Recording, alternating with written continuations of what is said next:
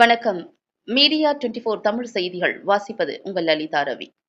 தமிழகத்தில் உள்ள பல லட்சம் மாணவ மாணவிகள் பயன்பெறும் வகையில் கட்டாய கல்வி உரிமை சட்டத்திற்காக பல ஆண்டுகளாக போராடி வரும் மறுமலர்ச்சி மக்கள் இயக்கத்தின் நிறுவன தலைவர் ஈஸ்வரன், கட்டாய கல்வி உரிமை சட்டத்தை முறையாக நிறைவேற்ற பல்வேறு மாற்றங்களை கொண்டுவர வேண்டும் என்பதற்காக சென்னை உயர்நீதிமன்றத்தில் மறுமலர்ச்சி மக்கள் இயக்கத்தின் நிறுவன தலைவர் வழக்கு தொடர்ந்திருந்தார். இந்த வழக்கில் தமிழ்நாடு அரசின் சார்பாக தனியார் பள்ளிகளின் இயக்குநர் டாக்டர் எம் பழனிசாமி பதில் அறிக்கை தாக்கல் செய்திருந்தார். இந்த வழக்கு வருகின்ற திங்கட்கிழமையன்று நீதிமன்றத்தில் விசாரணைக்கு வரவுள்ளது. தமிழ்நாடு அரசின் அறிக்கையை பார்க்கும்போது கட்டாய கல்வி உரிமை சட்டத்தை முழுவதுமாக முடக்குகின்ற முயற்சியில் தமிழ்நாடு அரசு தீவிரமாக இருக்கிறது என்பது தெள்ள தெளிவாக தெரிந்து கொள்ள வேண்டும். மேலும் வழக்கு நீதிமன்றத்தில் விசாரணைக்கு வரவுள்ள நிலையில் மறுமலர்ச்சி மக்கள் இயக்கத்தின் நிறுவனரும் தலைவருமான ஈஸ்வரன் கோவையில் மாவட்ட ஆட்சியர் அலுவலகம் எதிரே உள்ள கிருஷ்ணவிலாஸ் பிசினஸ் கிளாஸ் ஹோட்டலில் செய்தியாளர்கள் சந்திப்பு நிகழ்ச்சி நடத்தினார். அதில் சிபிஎஸ்இ, ஐசிஎஸ்இ உள்ளிட்ட அனைத்து பாடத்திட்ட பள்ளிகளையும் தமிழ்நாடு அரசின் சேர்க்கை இணையதளத்திற்குள் கொண்டுவர வேண்டும் என்றும், பள்ளியிலிருந்து மாணவர்களின் வசிப்பிட தொலைவு 1 கிலோமீட்டருக்கு உள்ளாக இருக்கும் மாணவர்களுக்கு முன்னுரிமை அளித்தும், மேலும் பள்ளியில் சேர்ப்பதற்கான இடங்கள் மீதி இருப்பின் வசிப்பிட தொலைவை அதிகரித்து மாணவர்களுக்கு சேர்க்கை வழங்க வேண்டும் என்பன உள்ளிட்ட பல்வேறு கோரிக்கைகளை தமிழக அரசுக்கு வலியுறுத்தி செய்தியாளர்கள் சந்திப்பில் மறுமலர்ச்சி மக்கள் இயக்கத்தின் நிறுவன தலைவர் ஈஸ்வரன் ஆனல் பறக்க பேசியது தமிழகம் முழுவதும் பெரும் பரபரப்பை ஏற்படுத்தியுள்ளது என்பது குறிப்பிடத்தக்கது. மேலும் மறுமலர்ச்சி மக்கள் இயக்கத்தின் நிறுவன தலைவர் வே. ஈஸ்வரன் அனல் பறக்க பேட்டியளித்த சிறப்பு நிகழ்வு இதோ உங்களுக்காக. அனைவருக்கும் வணக்கம். கட்டாய கல்வி உரிமை சட்டம் என்பது 2009ஆம் ஆண்டு மத்திய அரசால் ஏற்படுத்தப்பட்டது. இதனுடைய நோக்கம் ஏழை குழந்தையாக இருந்தாலும் சரி, பள்ளிகளில் பணம் கட்ட இயலாத வாய்ப்பில்லாத குழந்தைகளாக இருந்தாலும் சரி,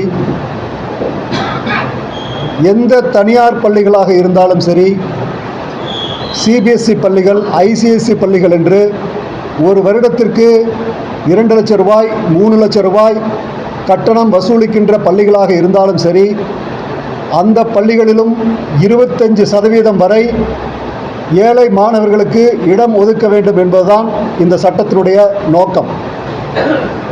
இந்த சட்டம் இயற்றப்பட்டு 15 ஆண்டுகளுக்கு பிறகு இன்னமும் தமிழ்நாட்டில் சிபிஎஸ்இ, ஐசிஐசி பள்ளிகளில் ஏழை மாணவர்கள் சேர்க்கப்படவில்லை என்றால் இந்த சட்டம் இயற்றப்பட்டதனுடைய நோக்கம் அடியோடு அழிந்து போய்விட்டது என்றுதான் நாங்கள் சொல்கின்றோம். இந்தியா முழுவதும் பல்வேறு மாநிலங்களில் இந்த சட்டம் இயற்றப்பட்டு பல மாநிலங்களில் இந்த சட்டம் சிறப்பாக செயல்பட்டு கொண்டிருக்கின்றது.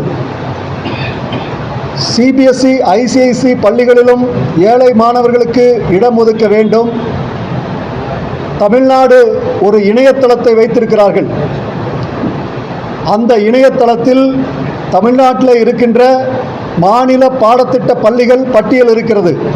ஆனால் சிபிஎஸ்இ பள்ளிகளினுடைய பட்டியல் அதில் இடம்பெறவில்லை. இதற்காக நாங்கள் சென்னை உயர்நீதிமன்றத்திலே ஒரு வழக்கு தொடுத்திருந்தோம். அந்த வழக்கு என்னன்னா, சிபிஎஸ்இ, ஐசிஐசி பள்ளிகளை தமிழ்நாட்டினுடைய சேர்க்கை இணையதள பட்டியலிலே சேர்க்க வேண்டும். மாணவர்களுடைய சேர்க்கை எண்ணிக்கையை குறைக்கின்ற வகையில் 1 கிலோமீட்டருக்கு உள்ளாக இருக்கின்ற மாணவர்களை மட்டுமே சேர்க்க வேண்டும் என்ற விதியை மாற்ற வேண்டும் என்று கோரிக்கை வைத்திருக்கின்றோம். இந்த சட்டத்தினுடைய அற்புதமான தன்மை, இந்த சட்டத்தினுடைய மிகப்பெரிய பலன் என்னவென்றால், இந்த சட்டத்தில் பல்வேறு விஷயங்கள் சொல்லப்பட்டிருக்கின்றது. இந்த நாட்டில் எல்லோருக்கும் கல்வி கொடுக்கின்ற பொறுப்பு அரசாங்கத்திற்கு உண்டு, உள்ளாட்சித்துறைக்கு உண்டு, மாணவர்களுடைய பெற்றோருக்கு உண்டு. அது மட்டுமல்ல, இந்த பட்டியலில் கல்வி உரிமையை பாதுகாக்கின்ற பொறுப்பு, ஏழை மாணவர்களுக்கு கல்வி கொடுக்கின்ற பொறுப்பு தனியார் பள்ளிகளுக்கும் உண்டு என்பதுதான் இந்த சட்டத்தினுடைய சிறப்பான அம்சம். ஆனால் தனியார் பள்ளிகளில் சேர்க்கையை குறைக்கின்ற வகையில் தனியார் பள்ளிகளுக்கு ஆதரவாக இன்றைக்கு தமிழ்நாடு அரசு செயல்பட்டு கொண்டிருக்கின்றது வருத்தமாக இருக்கின்றது. டெல்லியிலே இருக்கின்ற அரசு சிபிஎஸ்இ பள்ளிகளில் இந்த மாணவர்களை சேர்த்து கொண்டிருக்கிறார்கள். அது மட்டுமல்ல, 1 கிலோமீட்டருக்கு வெளியிருந்தாலும் இந்த மாணவர்களை சேர்க்க வேண்டும் என்று டெல்லி மாநில அரசு ஒரு சட்டம் கொண்டு வந்தது. அங்கே இருக்கக்கூடிய சிபிஎஸ்இ பள்ளிகள் எல்லாம் வழக்குக்கு போச்சு. அரசாங்கத்திற்கு எதிராக நாங்கள் 1 கிலோமீட்டருக்கு மேலே இருக்க குழந்தைகளை சேர்த்த மாட்டோம்னு சொல்லி தனியார் பள்ளிகள் வழக்குக்கு போச்சு. ஆனால் அந்த வழக்கில் நீதிமன்றம் 1 கிலோமீட்டருக்குள் இருக்கின்ற மாணவர்களுடைய சேர்க்கை முடிந்த பிறகு இடம் மீதி இருந்தால் சேர்க்கையின் போது எல்லையை அதிகப்படுத்தி சேர்த்த வேண்டும் என்று நீதிமன்றத்திலே தீர்ப்பு வந்தது. அற்புதமான தீர்ப்பு. இதே தமிழ்நாட்டில் கடந்த ஆண்டு வால்பாறையில் ஒரு மாணவனுக்கு சேர்க்கைக்காக 1 கிலோமீட்டர் தொலைவிற்கு அப்பால் இருக்கின்ற மாணவனுக்கும் சேர்க்கை தர வேண்டும் என்று ஒரு தீர்ப்பு வந்திருக்கின்றது. இந்த ஆண்டு 2 மாணவர்களுக்கு அந்த தீர்ப்பு வந்திருக்கின்றது. அப்போ பார்த்தீங்கன்னா தனித்தனியாக ஒவ்வொரு மாணவன் வழக்குக்கு சென்றால் அந்த மாணவனுக்கு சேர்க்கை தர வேண்டும் என்று உயர்நீதிமன்றம் சொல்கிறது. நாங்கள் என்ன சொல்கிறோன்னா, எத்தனை மாணவர்கள் ஒவ்வொரு மாணவனாக கோர்ட்டுக்கு போக முடியும்? சாதாரண ஏழை மாணவர்கள் அவர்களால் எல்லாருமே கோர்ட்டுக்கு போக முடியுமா?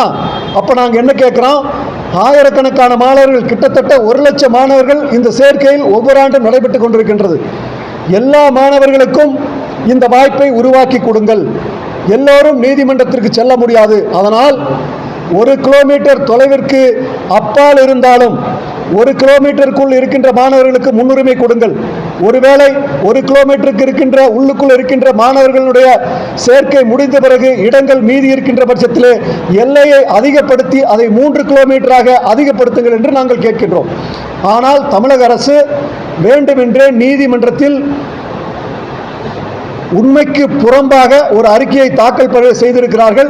இந்த அறிக்கையை தமிழ்நாடு அரசு வாபஸ் பெற வேண்டும் என்று நாங்கள் கோரிக்கை வைக்கின்றோம். ஒரு சட்டத்தினுடைய நல்ல நோக்கத்தை சிதைக்கின்ற வகையில் தமிழ்நாடு அரசு செயல்பட்டு கொண்டிருக்கின்றது. அதை நாங்கள் வன்மையாக கண்டிக்கின்றோம். இந்த சட்டத்திற்கு எதிராகவே தமிழ்நாடு அரசு செயல்பட்டு கொண்டிருக்கின்றது. இந்த சிபிஎஸ்இ பள்ளிகள் விஷயத்தில் அரசாங்கம் கொடுத்திருக்கிற அறிக்கையில் சொல்லப்பட்டது ரொம்ப வேடிக்கையாக இருக்குது. என்ன சொல்கிறாங்கன்னா, சிபிஎஸ்இ பள்ளிகளில் ஏப்ரல் மாதமே தொடங்கிடுறாங்க. ஆனால் ஸ்டேட் போர்டு ஜூன் மாதம் தான் தொடங்குறாங்க. 2 மாதம் வித்தியாசம் இருக்குது. அதனால் நாங்கள் சிபிஎஸ்இ பள்ளிகளில் இதை அமல்படுத்த முடியல. வெக்கமா இல்லை? 2 மாதத்துக்கு முன்னாடி இருந்தால் என்ன பிரச்சனை? இது ஒரு நடைமுறை பிரச்சனை. Engineering admission, medical admission, agriculture admission எல்லாம் ஒரே வருஷத்தில் தனித்தனியாக நடக்குது. ஆஃப்டர் ஆல் இந்த எல்கேஜி அட்மிஷனை ஒழுக்கமாக பண்ண முடியாதா? நடைமுறை சாத்தியமில்லாத விஷயத்தை நான் கேட்குறேன். தமிழ்நாட்டினுடைய அரசினுடைய நடவடிக்கைகள் சரியாக இருந்தால் இதை அற்புதமாக டிசைன் பண்ணிட முடியும். இந்த நடைமுறை பிரச்சனைக்காக ஒரு சட்டத்தையே நாங்கள் அமல்படுத்த மாட்டோம் என்று சொல்வது எவ்வளவு வேடிக்கையாக இருக்குது. இது மட்டும் சொல்ல, இன்னொன்று சொல்லியிருக்காங்க. சிபிஎஸ்இ ஐசிஐசி பள்ளிகளில் நாங்கள் ஃபீஸ் ஃபிக்ஸ் பண்ண முடியல. நாங்கள் வச்சிருக்கிற கட்டணத்தை நிர்ணயிக்கின்ற கமிட்டி சொல்லுகின்ற வகையில் அவர்கள் கட்டணத்தை நிர்ணயிக்காத காரணத்தால் அந்த பள்ளிக்கூடத்துக்கெல்லாம் நாங்கள் ஆர்டி அமல்படுத்த முடியலன்னு சொல்கிறாங்க. இது முற்றிலுமாக சட்டத்திற்கு எதிராக இருக்கிறது. இந்த சட்டத்தில் என்ன சொல்லுதுன்னா, அந்த பள்ளிக்கூடம் ஒரு மாணவர்கிட்ட வசூலிக்கக்கூடிய தொகை, அரசு ஒரு வருடத்திற்கு அரசு பள்ளியிலே ஒரு மாணவனை சேர்த்தால் அந்த மாணவனை படிக்க வைப்பதற்கு செலவாகின்ற தொகை, இந்த தொகையில் எது குறைவான தொகையோ அந்த தொகையை அரசு அந்த மாணவர்களுக்கு கொடுத்தால் போதுமானது. இதுதான் பிரச்சனையே. நான் கேட்குறேன், இதில் உங்களுக்கு என்ன பிரச்சனை?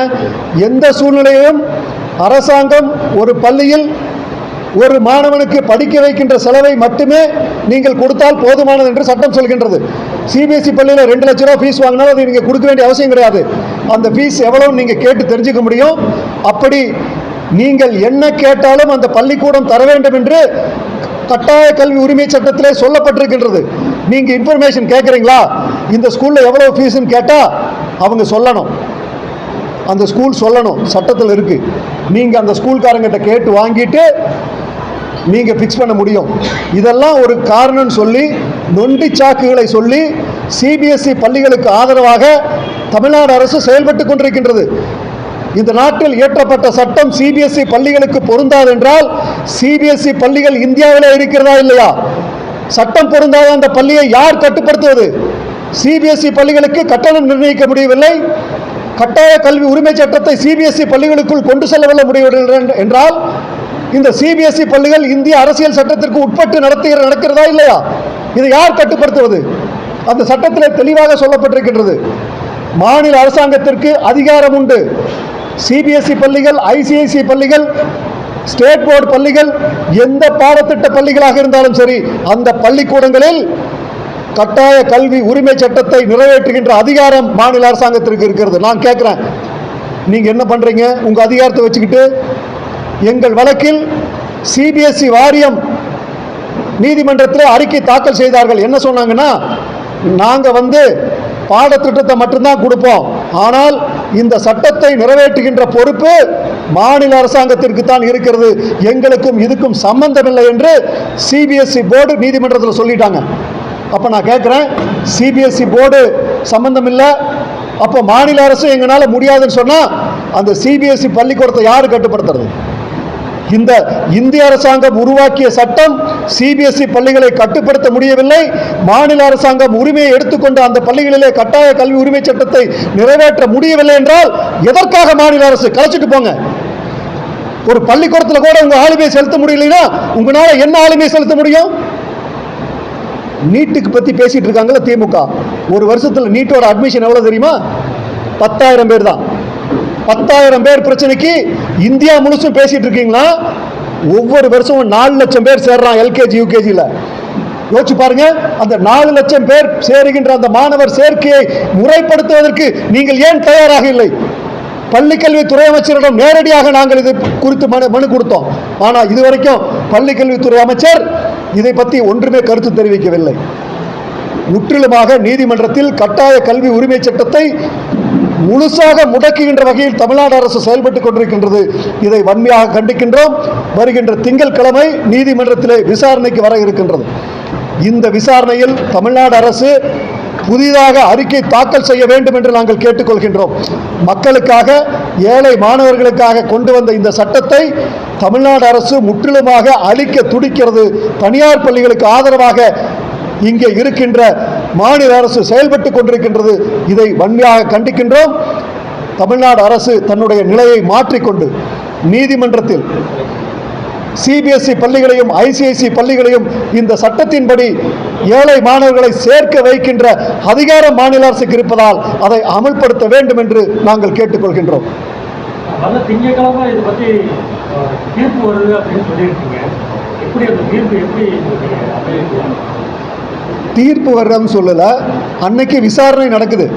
இப்போ நாங்கள் ஏற்கனவே கோர்ட்டில் சப்மிட் பண்ணிட்டோம். அந்த விசாரணை தொடர்ந்து நடந்துட்டு வந்துட்டு இருந்துச்சு. அதுக்கு பின்னாடி என்ன பண்ணுறாங்கன்னா, அரசு ஒரு அறிக்கை தாக்கல் பண்ணியிருக்காங்க.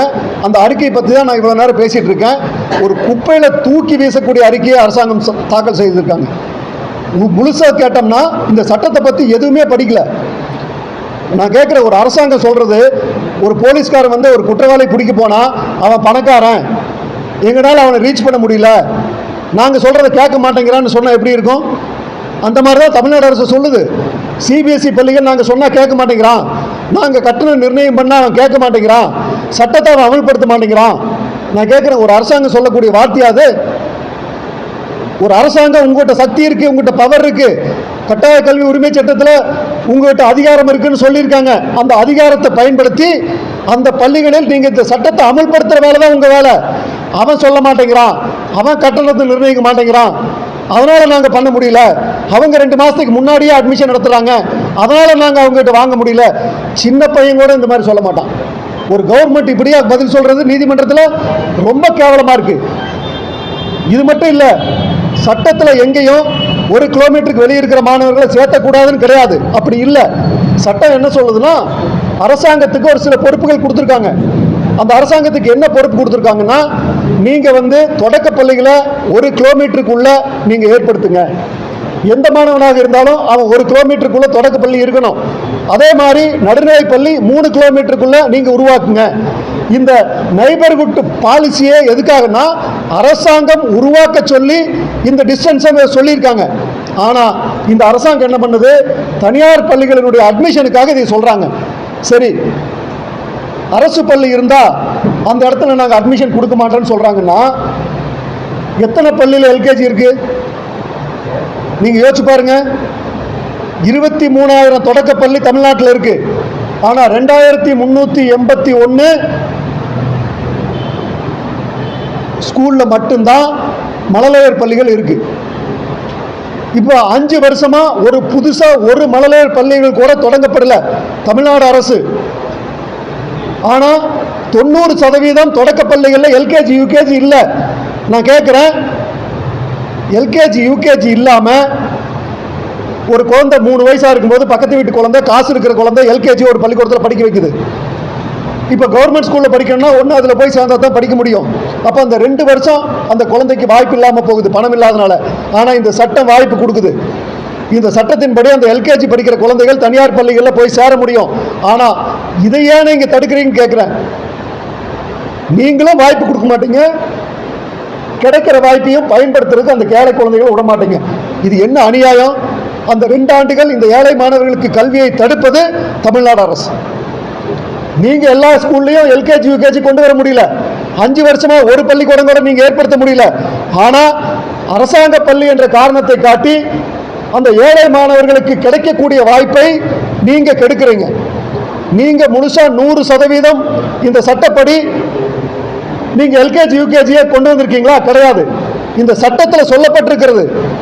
சட்டத்தில் பிரிவு 11 மாநில அரசாங்கம் 3 வயதிற்கு மேற்பட்ட குழந்தைகளுக்கு 6 வயதுக்கு உட்பட்ட குழந்தைகளுக்கு முன்பருவ கல்வியை அளிக்க வேண்டியது மாநில அரசாங்கத்தினுடைய கடமை. இது சொல்லப்பட்டிருக்கிறது. ஆனால் இந்த கடமையை மாநில அரசாங்கம் மீறி இருக்கிறது. இந்த கடமையை மாநில அரசாங்கம் நிறைவேற்றவில்லை. நீங்களும் செய்ய மாட்டீங்க, அங்க இருக்கக்கூடிய வாய்ப்பையும் நீங்க கெடுக்கிறீங்கன்னு சொன்னா இந்த மாநில அரசு மிகப்பெரிய குற்றத்தை செய்கிறது என்று நாங்கள் குற்றம் சாட்டுகின்றோம். மீடியா 24 தமிழ் செய்திகளுக்காக கோவையிலிருந்து தலைமைச் செய்தியாளர் அதிரடி காளிதாஸ்.